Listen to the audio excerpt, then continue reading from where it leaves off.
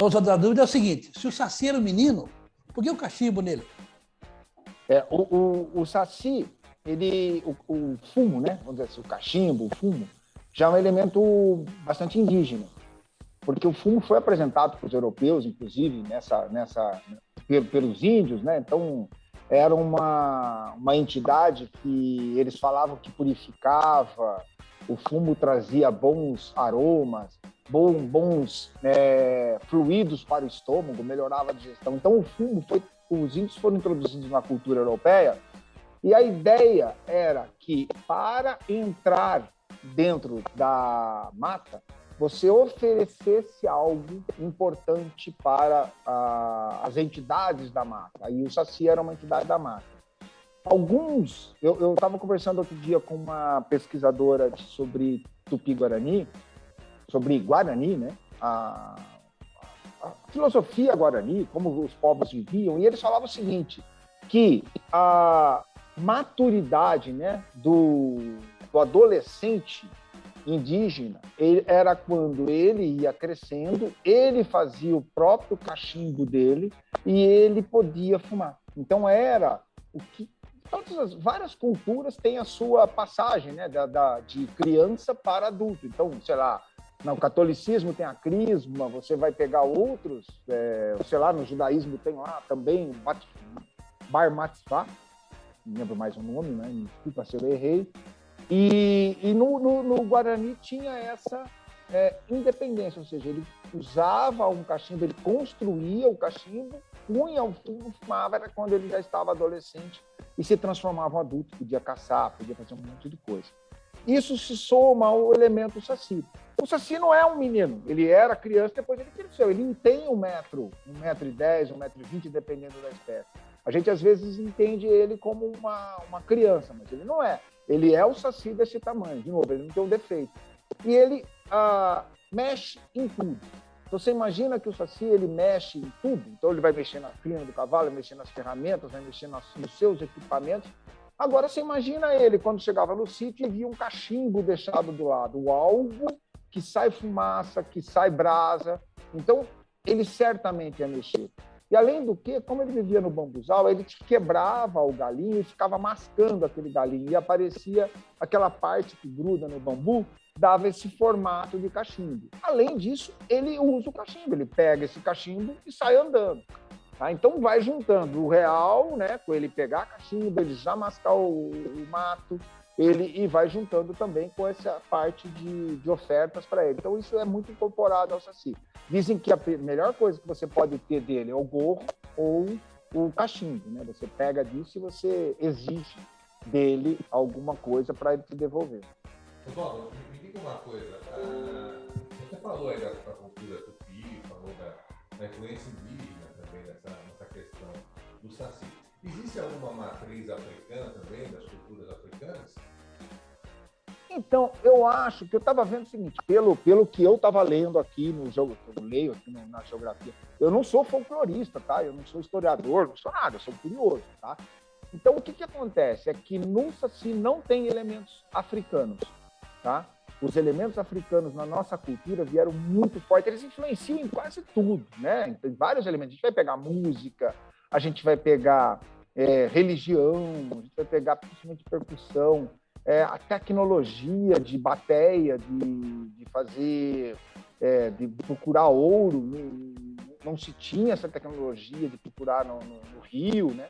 A parte de cultura do alambique, então tem muita história rural e muita cultura em cima de outra. Mas no Saci, os elementos que vêm o que eles acham, né, o que essas histórias contam é que o africano atuava principalmente na passagem das histórias do Saci, eram grandes contadores de causos, grandes reunidores dessa tradução oral, e ele ia passando, né? Então, porque folclore é a conversa do povo, né?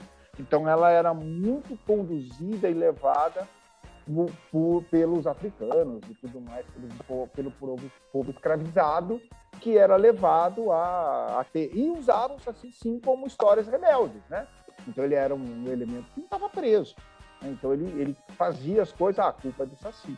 Tá? Então, Alguns até dizem que os escravizados, né, faziam algumas coisas e punham a culpa no Saci. E até dizem que alguns povos escravizados, eles procuravam uma proteção sobre algumas histórias, por exemplo, o seguinte: deixar o cachimbo, deixar o fumo, deixar alguma coisa, isso mistura um pouco. Isso aí eu ouvi 2 vezes, tá?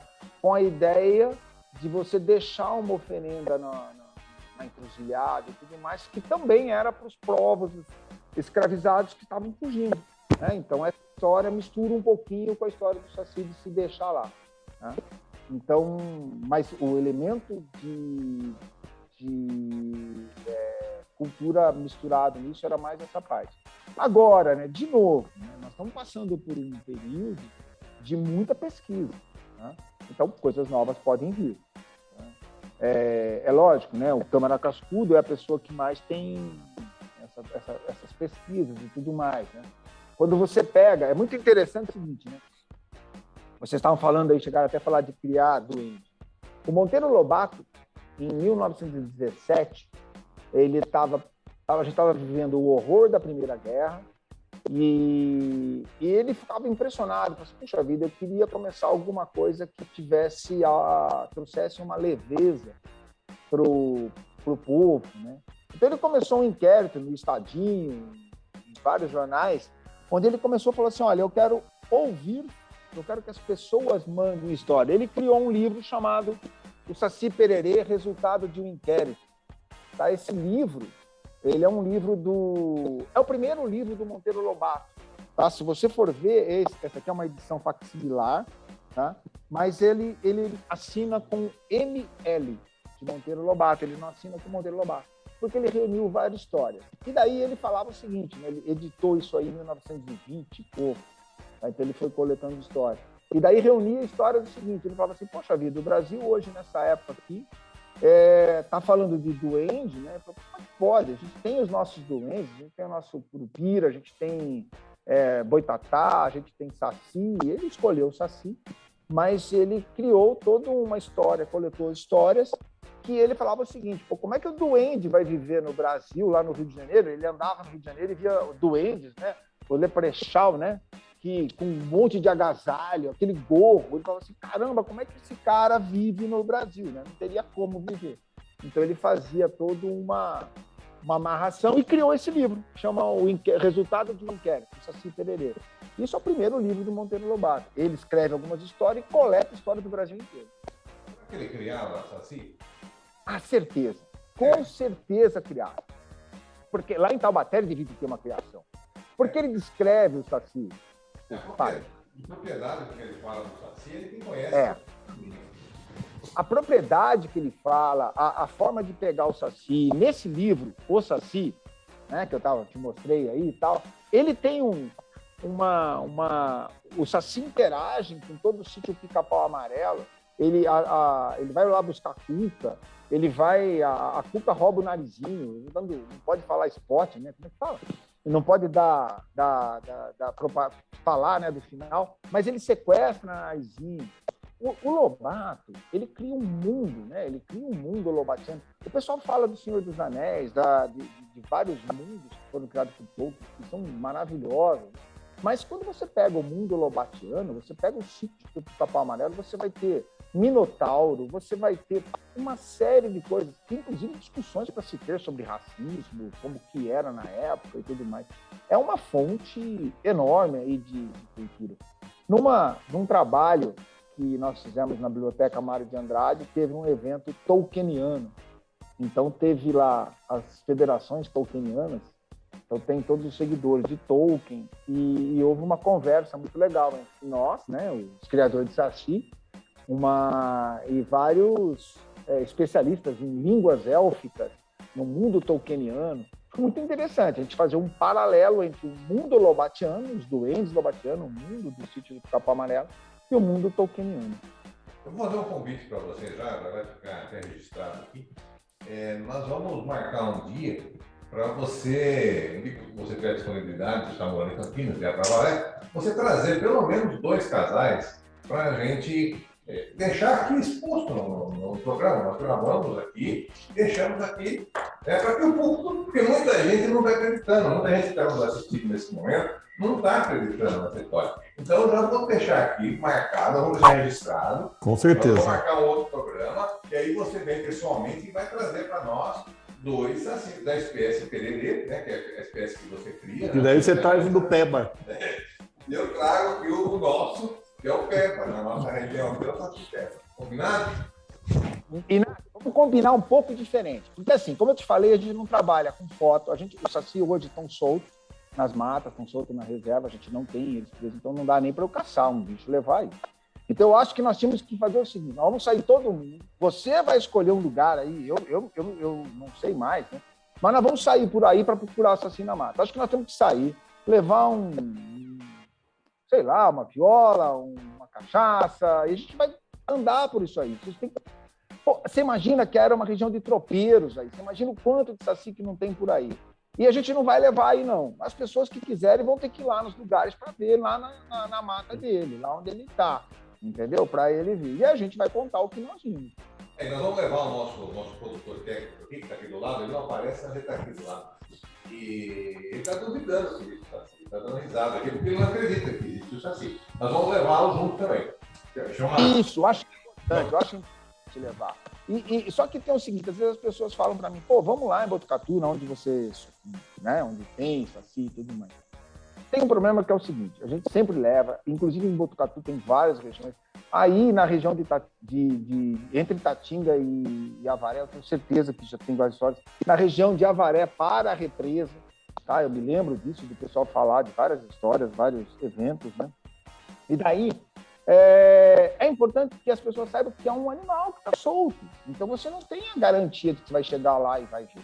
Vai ver. Então, eu acho que tem que ter essa disponibilidade e entender que você vai entrar numa mata, vai procurar e tudo mais. Oswaldo, para nós encerrarmos aqui o nosso bate-papo de hoje, que já foram os 45 minutos, só uma pergunta. Você falou do casal de Saci. Nós temos mais masculino ou feminino? Eu acho que está numa distribuição proporcional. Acho que não tivemos esse problema, não. Acho que, pelo menos quando a gente falou, quando a gente vê por aí, eles estão numa coisa proporcional. Então tem o Saci e a Saci. Fica aí, então, para o seu encerramento aí, para suas considerações finais. Considerações finais sacifísticas. Cara, eu queria agradecer muito esse espaço que vocês deram para a gente, né? E essa ideia de conversar de maneira tranquila, eu acho que isso é muito importante, porque é a forma que se passa o folclore, né? A história a gente não mostrou nenhuma imagem aqui, né? Então a gente espera que os sacis que foram criados estejam cada vez maiores, né? E cada vez mais que a gente tenha criado muito saci aqui nessa conversa e que a gente possa cada vez mais reunir esses criadores de saci. A associação não tem nenhuma regra, não tem que pagar taxa, não tem nada. Ela é totalmente para reunir os criadores de saci. Então, se alguém duvidar, você fala assim, olha, não fui eu que falei, foram os criadores lá de Botucatu que falaram. Tá? E eu agradeço muito e fico totalmente à disposição de vocês. Nós aqui agradecemos, Paulo, a sua gentileza, a sua disponibilidade, tá? A gente muito enriquecedor. E para todos nós, não só para nós aqui, mas para quem está nos assistindo também, agradeço demais. E fica o convite para uma outra vez, você também novamente, para dar continuidade a essa conversa, falarmos aí de outras coisas que envolvam aí o mundo do Saci, né? Nosso muito obrigado a você, em nome do programa, em nome de todos. Fica o convite aí para uma outra oportunidade de a gente continuar essa nossa prosa. Muito obrigado. Obrigado a vocês, estou sempre à disposição. É só marcar, sem problema. Um abraço, muito obrigado. Obrigado, tudo de bom. Saudações a Avaré, cidade que eu gosto muito.